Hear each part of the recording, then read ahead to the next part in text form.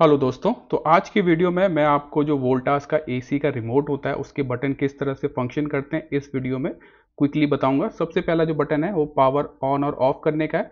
उसके बाद ये टेम्परेचर को डिक्रीज और इंक्रीज करने के बाद इंक्रीज करने का है। दूसरा जो है इसके बाद जो आता है वो है मोड का। इसमें वोल्टास के एसी में 4 मोड आते हैं। पहला मोड जो है आप देख सकते हैं, ये जो आइकन आपको दिख रहा है ये कूलिंग का मोड है। इसी मोड को हम बेसिकली गर्मियों में यूज़ करते हैं।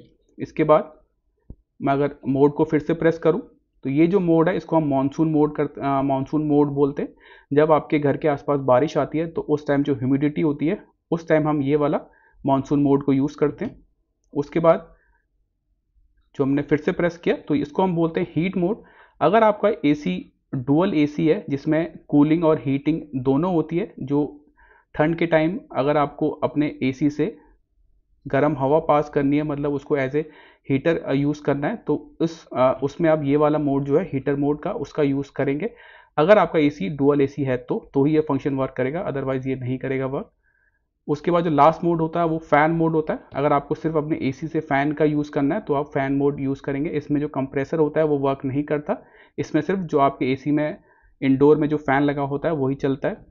अब हम बात करते हैं जो उसके बाद वाला बटन है फैन का। इससे हम फैन की जो स्पीड है उसको मतलब कम ज़्यादा कर सकते हैं। ये सबसे कम स्पीड है, ये इससे थोड़ी ज़्यादा, और ये फुल स्पीड है।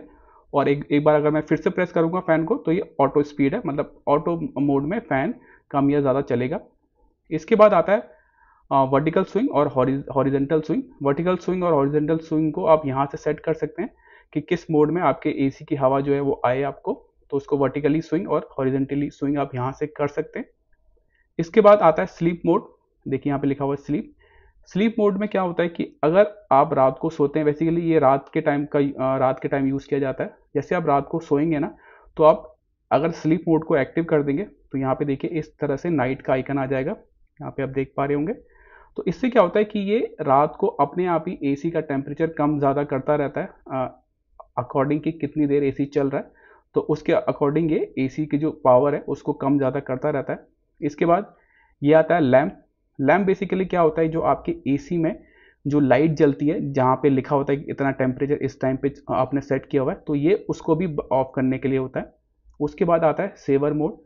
अगर मैं इसको क्लिक करूँ तो देखिए यहाँ पे आप देख पा रहे होंगे ये आ गया। तो ये इलेक्ट्रिसिटी सेवर मोड होता है। बेसिकली इसमें क्या होता है, आपका जो एसी होता है वो इलेक्ट्रिसिटी सेवर मोड में सेट हो जाता है, और जो उसका बेस्ट मोड होगा जिसमें आपकी इलेक्ट्रिसिटी ज़्यादा यूज़ नहीं होगी उस मोड को ये सेट कर देता है। अब यहाँ पे देखिए अगर मैं सेवर मोड को एक्टिवेट कर देता हूँ, जैसे कि पहले मैं जो स्लीप वाला मोड है उसको बंद करता हूँ, ठीक है।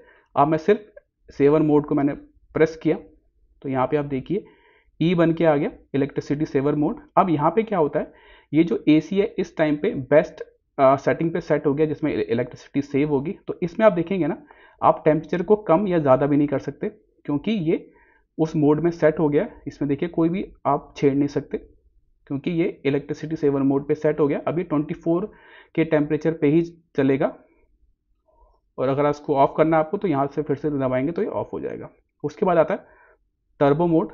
बेसिकली क्या होता है, जब भी आप अपने एसी को ऑन करते हो तो जो उसका कंप्रेसर होता है, जो आउटडोर जो जिसको हम बोलते हैं, उसके अंदर जो कंप्रेसर होता है उसको एक्टिवेट होने में 5 से 10 मिनट का टाइम लगता है।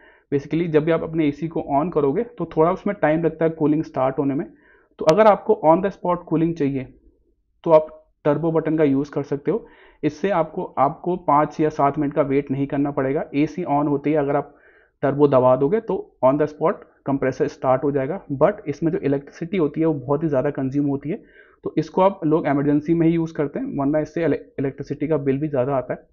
उसके बाद आता है टाइमर ऑन और टाइमर ऑफ का बटन। इससे आप क्या कर सकते हो, अपने एसी में टाइमर सेट कर सकते हो। जैसे कि अभी आपने एसी बंद कर दिया और आपने 2 घंटे का उसमें टाइमर लगा दिया, उससे क्या होगा 2 घंटे बाद जो होगा एसी अपने आप ऑन हो जाएगा। और ये होता है टाइमर ऑफ। इससे क्या होगा कि एसी आप जो भी टाइम सेट करोगे, जैसे आपने 2 घंटे का टाइम सेट किया तो 2 घंटे बाद जो एसी है वो अपने आप ऑफ हो जाएगा। मैं आपको एक बार एग्जांपल दिखा देता हूँ।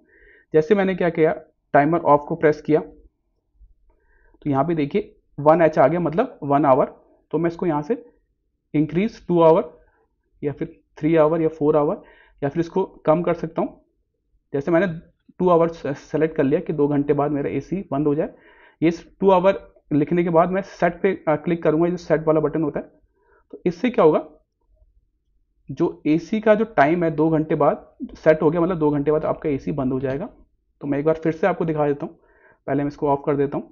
इसको अगर आप फिर से प्रेस कर देंगे तो यहाँ से ये ऑफ हो जाएगा, जैसे कि आप देख पा रहे हैं।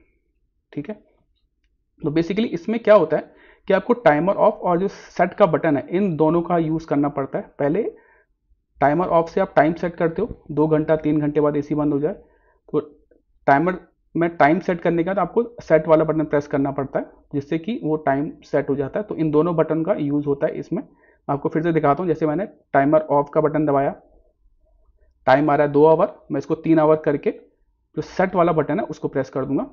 तो अब देखिए ये 3 घंटे बाद एसी अपने आप बंद हो जाएगा, वो सेट हो चुका है। ठीक है, और अगर आपको इस टाइमर को हटाना है तो आप जो टाइमर ऑफ वाला बटन है उसको फिर से प्रेस कर देना, तो ये हट जाएगा। देखिए हट गया यहाँ पे।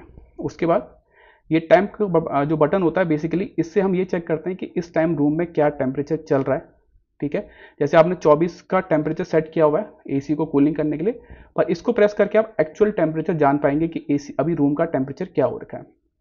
उसके बाद सेट वाला बटन मैंने आपको बता ही दिया था। वाईफाई होता है कि आप वाईफाई के थ्रू भी एसी को कंट्रोल कर सकते हैं, तो ये भी एक ऑप्शन आप यूज़ कर सकते हैं। जो महंगे वाले एसी आते हैं जिसमें ये ज़्यादा फैसिलिटीज़ होती हैं, उसमें क्या होता है कि आप अपने फ़ोन में इसका ऐप डाउनलोड करके अपने फ़ोन से भी अपने एसी को कंट्रोल कर सकते हो वाईफाई के थ्रू।